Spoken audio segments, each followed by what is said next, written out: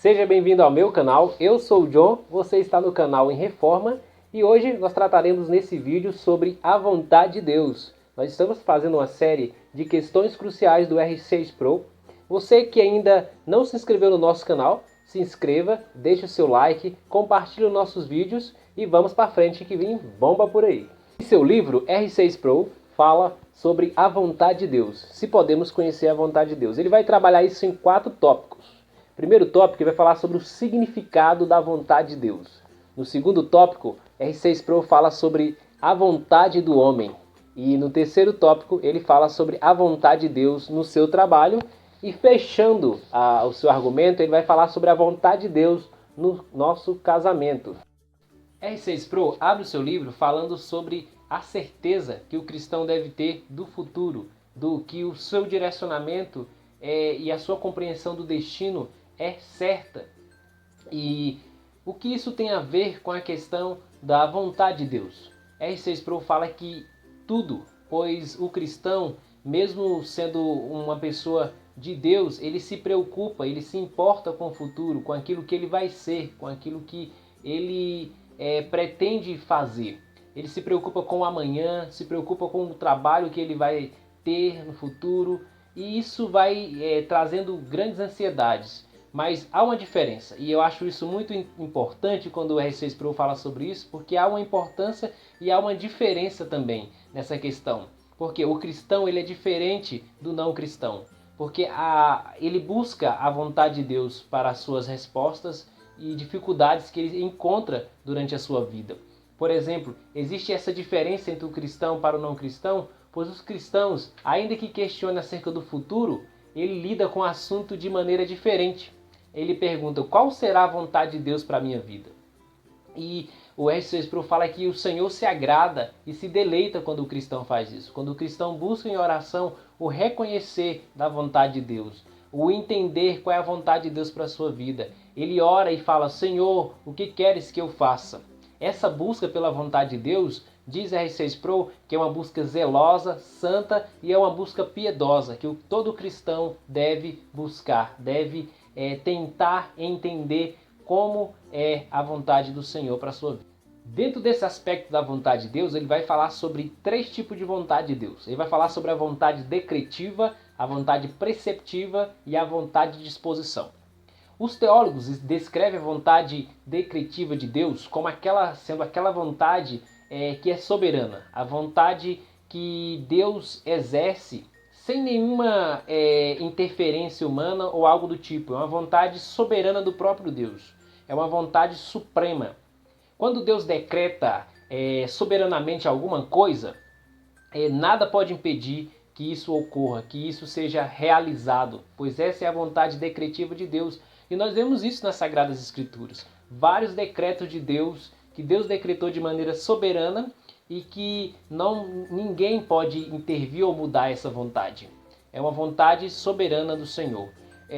Essa vontade ela acaba sendo misteriosa em alguns pontos. Algumas coisas a gente não consegue compreender por ser uma vontade que às vezes Deus não revelou.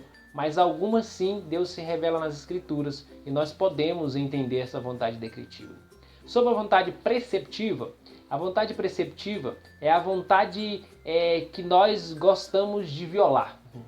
O R6 Pro vai falar sobre isso, que essa é a vontade que nós gostamos de violar, que nós desobedecemos todos os dias. A vontade preceptiva de Deus, como diz a própria palavra preceptiva, fala dos preceitos de Deus, fala dos mandamentos, dos estatutos que Deus estabeleceu na sua palavra. E essa é a vontade que nós estamos desobedecendo diariamente, continuamente.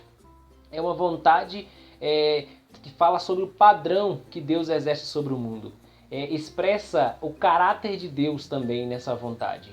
E nós podemos entender também sobre essa questão da vontade preceptiva, que essa é a norma de retidão de Deus para a nossa vida. Somos governados por essa norma.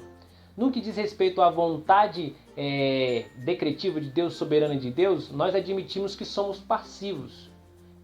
Mas no que se trata da vontade preceptiva de Deus, nós admitimos que nós somos ativos e, portanto, nós somos responsáveis e prestaremos conta de tudo aquilo que nós obedecemos. Tá aí um ponto para nós refletirmos. Se nós continuarmos desobedecendo à vontade preceptiva de Deus, nós seremos cobrados diante de Deus. Sobre a vontade de disposição, essa é a vontade que também está relacionada a essa habilidade que nós temos de desobedecer à vontade preceptiva de Deus. Esse aspecto da vontade de Deus se refere ao que é agradável e concordável para Deus. Expressa algo da atitude de Deus para com suas criaturas. Algumas coisas são agradáveis aos olhos de Deus, enquanto outras o entristecem. Nós vemos isso também nas Sagradas Escrituras. Ele pode permitir, não por permissão moral, que coisas ímpias ocorram, mas ele não tem nenhum prazer nisso. A gente pode ver isso no livro de 2 Pedro 3,9, um texto que vai tratar sobre a questão da vontade e disposição de Deus.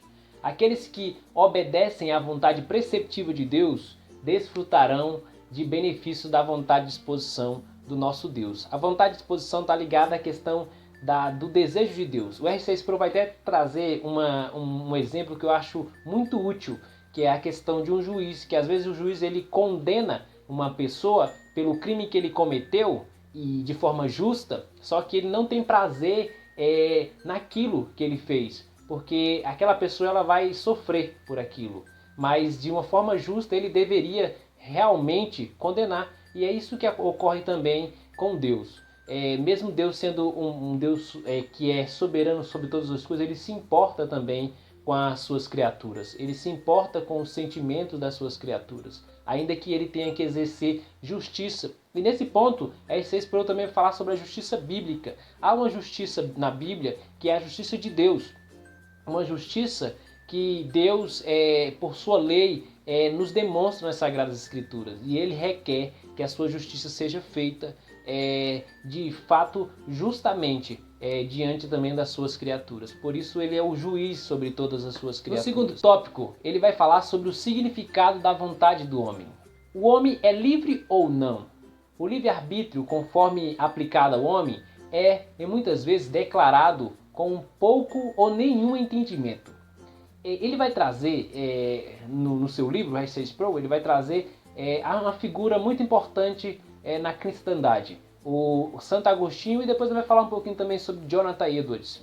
Mas eu quero só trazer um pouquinho do Santo Agostinho, porque ele traz 4 tópicos que é importante para o entendimento sobre a liberdade do homem. Ele vai dizer, ele vai usar até frase em latim, que é posse peccare, capaz de pecar. O segundo é posse non peccare, capaz de não pecar, ou de permanecer livre do pecado. E não posso peccare, capaz de pecar. E o quarto, ele vai falar sobre não posso não peccare, incapaz de não pecar. Segundo Santo Agostinho, essas quatro coisas foram 4 tempos que o homem exerceu de liberdade. Por exemplo, no Éden, antes da queda do homem, o homem ele tinha uma liberdade de pecar e de não pecar. Ele escolheu pecar. E daí por diante, quando ele cai, ele não pode mais deixar de pecar. Ele vai continuar sempre pecando. E por aí adiante, ele vai tratando essa questão da liberdade do homem dentro dessa questão. E ele vai falar também sobre uma questão de restauração. Quando o homem estiver restaurado, ele vai entrar num estado de não pecar mais, de estar como Deus, sem pecado e não escolher mais o pecado. Ter uma liberdade apenas de estar com Deus e de viver uma vida santa para sempre na eternidade com Deus. No terceiro tópico do livro, R6 Pro vai falar sobre a vontade de Deus no seu trabalho. De uma forma mais prática, ele aplica essa questão da vontade de Deus no nosso trabalho. Como devemos viver um trabalho que glorifica a Deus? Deus se importa com o nosso trabalho? Sim, Deus se importa com o nosso trabalho. Deus concede dons e talentos à sua criação. O trabalho existe antes da queda do homem, então o trabalho glorifica ao Senhor. Precisamos, como cristão, entender que o Senhor requer que usamos nossos talentos da melhor forma possível. Precisamos nos perguntar, quanto à minha vocação, estou certo da vontade de Deus? Essa é uma boa pergunta para se perguntar quando procuramos um trabalho ou quando nos preparamos numa faculdade para entrar e ser um profissional. Então, como cristão, eu devo buscar colocar os meus talentos, os meus dons que o Senhor me deu e usá-los de forma correta, num trabalho que seja justo e honesto diante do Senhor. Então, como faço para achar minha vocação? Explorar 4 perguntas que podemos fazer para poder compreendermos qual é o nosso chamado e qual a minha vocação diante do que o Senhor me chama a exercer. Então ele vai falar sobre o que eu posso fazer, o que eu gosto de fazer, o que eu gostaria de ser capaz de fazer e o que eu devo fazer. E aí ele vai estabelecer essas questões de forma mais aguçada em seu livro. Vamos lembrar que Deus é um administrador perfeito. Ele é eficiente em sua seleção, chamando pessoas de acordo com os dons e talentos que ele deu a essa pessoa. A estratégia de Satanás é manipular os cristãos a ocuparem posições para as quais ela não tem nenhuma habilidade ou capacidade de cumprirem bem. O próprio Satanás é muito eficiente em direcionar cristãos à improdutividade e ineficácia. Outra coisa que devemos lembrar é a promessa da palavra de Deus, que o Espírito Santo nos guiará a toda a vontade, e como filhos de Deus, isso inclui o nosso trabalho.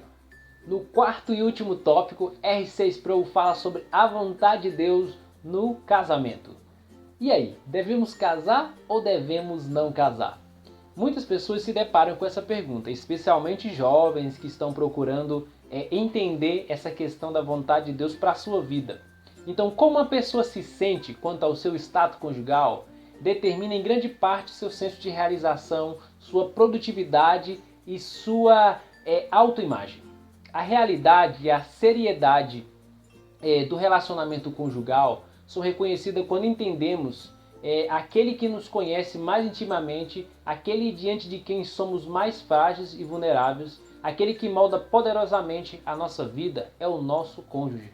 Essa é a razão porque entrar no relacionamento conjugal não é algo que alguém deva fazer de forma leviana. É isso que a R6 Pro defende. Nós devemos compreender que o casamento é muito importante nas Escrituras Sagradas, mas nós devemos procurar compreender se essa é a vontade de Deus para a minha vida ou não. Porque nem todos são chamados ao casamento. Nem todos têm, de fato, essas habilidades para entrar no relacionamento conjugal. Isso é muito importante. O cristão ele precisa pensar de forma certa acerca dessa questão. Às vezes a cultura molda a nossa mente para que nós venhamos entender que todas as pessoas precisam casar. E isso não é verdade. A Bíblia não fala sobre isso. Ainda que o casamento seja uma bênção nas Escrituras Sagradas, isso não quer dizer que a pessoa que não casa, ela também não seja abençoada. Pelo contrário, ela pode servir a Deus, como diz Paulo em Coríntios, de forma mais intensa e de forma mais valorosa no reino de Deus, também sendo um solteiro. Então, essa pergunta sobre o casamento é muito importante. A questão de arrumar, de ter um companheiro conjugal. Se você desejar realmente casar, você deve procurar de forma muito sábia a vontade de Deus para a sua vida diante disso. Então, concluindo tudo o que nós falamos aqui, o que acontece em nossa vida está encoberto no mistério da vontade de Deus. A alegria para nós, como seus filhos, é que o mistério não envolve terror, apenas esperar, agir apropriadamente de acordo com os seus princípios e sua direção e a promessa de que Ele está conosco para sempre. Então busque corretamente a vontade de Deus. Busque viver segundo a vontade de Deus e com certeza você terá uma vida piedosa e uma vida que agradará a Deus. Se você gostou do nosso vídeo, compartilhe, se inscreva em nosso canal.